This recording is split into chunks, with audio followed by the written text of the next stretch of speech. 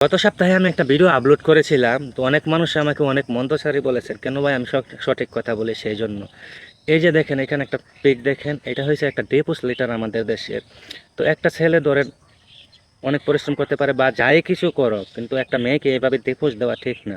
যে কিছু কিছু লোক মেয়েরা আছে যে টিকটক ব্যবহার করে, মানে অনেক কিছু ব্যবহার করে, এই যে ফ্যামিলিতে একটু একটু সমস্যা হতেই পারে, কিন্তু আর একটা ছেলে কিন্তু অনেক ধরনের টাকা ইনকাম করতে পারে, অনেক রাগ থাকতে পারে বা ফ্যামিলিতে অনেক ছোটোখাটো ঝগড়া হতে পারে। সেই জন্য একটি মেয়েকে হুট করে ডিসিশন নেওয়া ঠিক না যে ডিভোর্স দিয়ে দিব, আর সেই ডিভোর্সের জন্য কিন্তু কোর্টে যাওয়া হয়।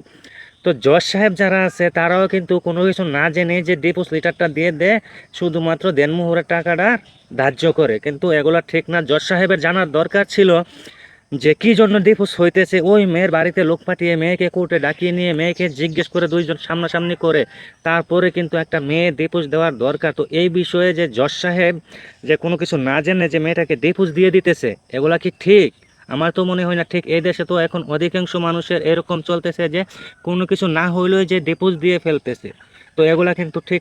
সাদা হওয়ার কারণে আমাকে ডিভোর্স দিয়েছে। আদরের সন্তান বিদেশিদের মতো চেহারা হওয়ায় মাকে ডিভোর্স দিল তারই বাবা। বিদেশিদের মতো চেহারা, তাই বাবা তাকে নিয়ে আর সংসার না করে তালাক দিয়ে প্রবাসে চলে যায়। তালাক দেওয়ার পর